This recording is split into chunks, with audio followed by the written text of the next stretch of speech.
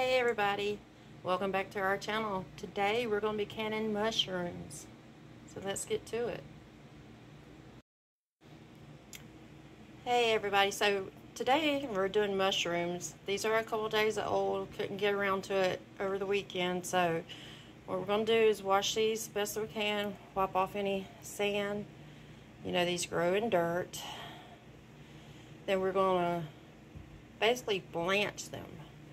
First, I need to get them kind of cleaned up and cut. So let's get to it. So I've gotten the mushrooms chopped up, except for this one right here. I can show you. You can chop it up by hand, or you can use an egg slicer. You just put it in there. You might have to cut it up if it's bigger than this, and I'm trying to do this one-handed. It's probably make a mess. Ah, there we go.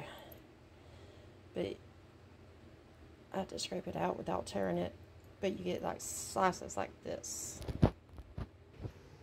So now we're just going to press these down and turn them on. We're going to blanch these. So after about 10 minutes after the water heats up, I'm going to just give it a good stir to bring the ones that's on the bottom up to the top. So the ones on the top can go to the bottom and get their fair share of blanching. So that's what we're doing now. Just trying to keep these underwater as much as possible, which they're going to cook down. That's what you want them to do, so you can get more mushrooms in the jar. So I will come back once this area is blanched and cooked down. And you want the mushrooms to get a pretty brown color. It's time to get these babies canned up. They have cooked down.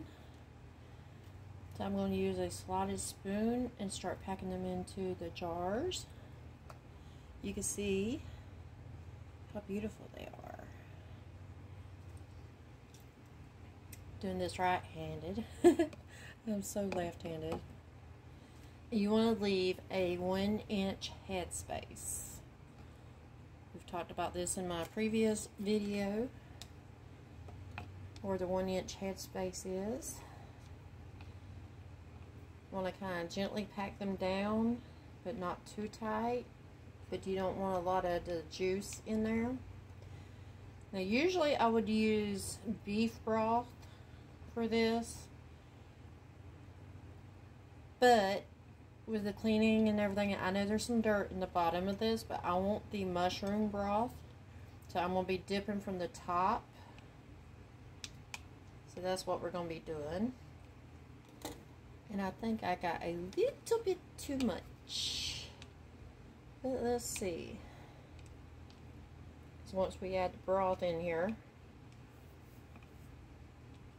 we don't want to have too much in there. I'll grab a spoon, get a couple of these out.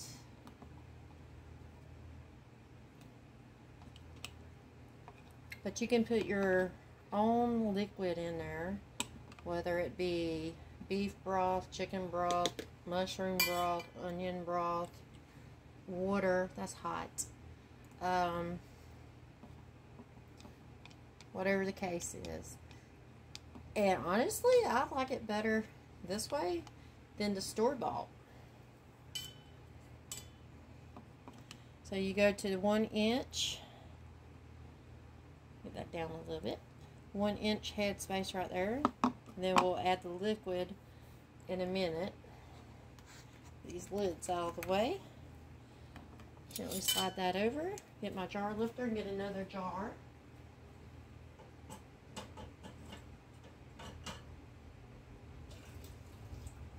Mind you, I'm working with different size jars, so overlook that. I really like the half pints better, but I actually got like 1.5 jars in there as well on my shelves, because like when I do hibachi, we like mushrooms.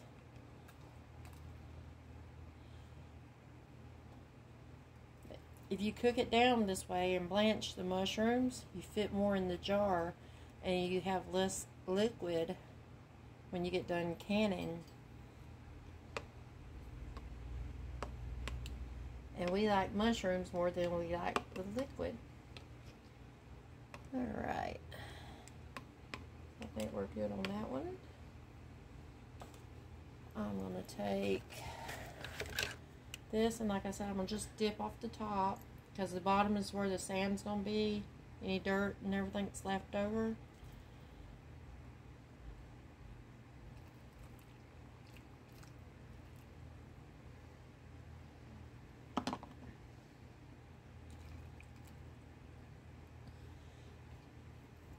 Of course, we're going to gently take Pokey Joe and work out any air bubbles that might be trapped in there. Same with this. This gives us a chance too to recheck our 1-inch headspace. And that right there looks perfect. Took very little juice. Put this right here. And that's also a 1-inch headspace. And that looks so good. Then we're going to take a napkin with a little bit of vinegar. Wipe the rim of the jar real good. This is hot, so be careful, y'all. I hope y'all decide to make this, because to me it tastes a lot better than the store-bought cans. And I remember back in the day where you could buy the cans for $1, and now they're like $1 something per can. And those are little short cans, like shorter than these. You feel me on that? So, I mean, I got these mushrooms on sale over the weekend, and I was like, I know what I'm going to do.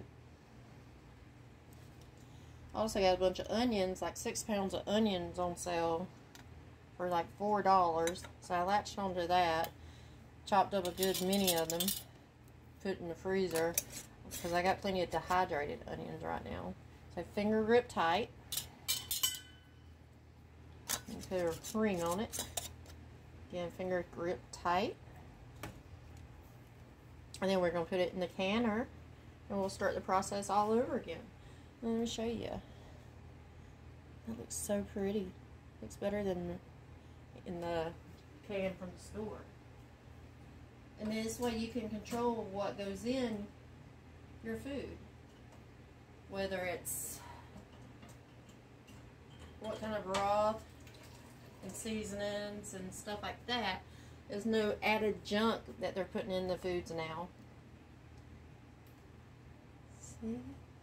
I know my lighting's not that good in this kitchen, and I'm sorry, y'all. Focus.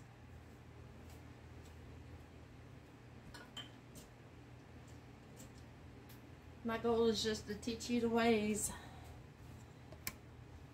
If you don't know how, to share my knowledge so that at least one person can know how to do this and learn and maybe actually apply that knowledge.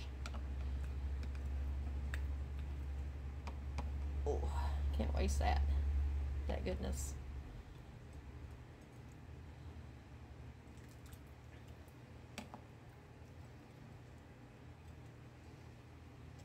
It's been said that you cannot overcook a mushroom. Don't know how true that is. But I do know how well these come out from canning. And you can these for 45 minutes since these are the pint time. Let me get this. Then half pints go to the pint time of 45 minutes. I think probably add another couple.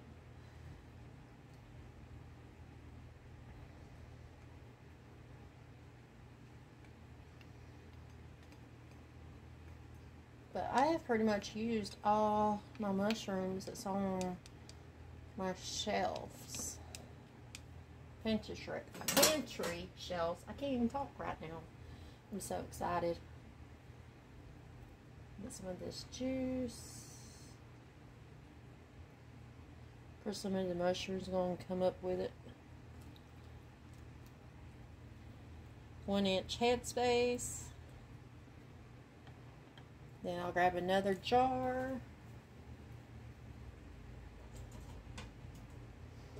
I'm excited to see how many jars in all I get, and I'm using different sizes and stuff.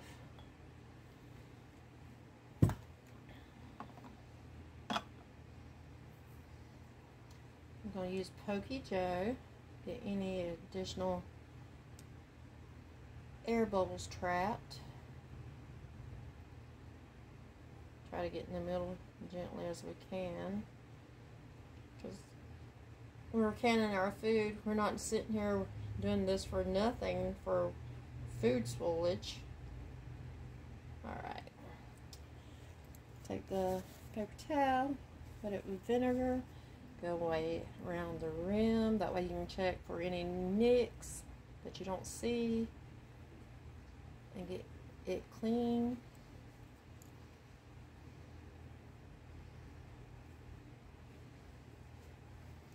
Alright, so we're going to put a lid on it.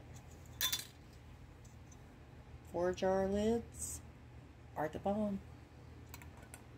I'm just saying. Not affiliated. Not yet. Maybe one day. So I'm going to continue this process. And then once I get the canner filled up, we're going to get the canner going. Let the exhaust go for 10 minutes and then 45 minutes for the canning time. And then I'll bring you back when it's all said and done. Time to get them out. Ooh, look at that steam. Already got a few out. There's a few already popped.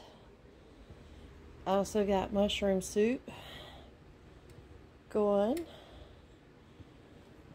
Excuse my messy stovetop. I've been cooking. Still cooking.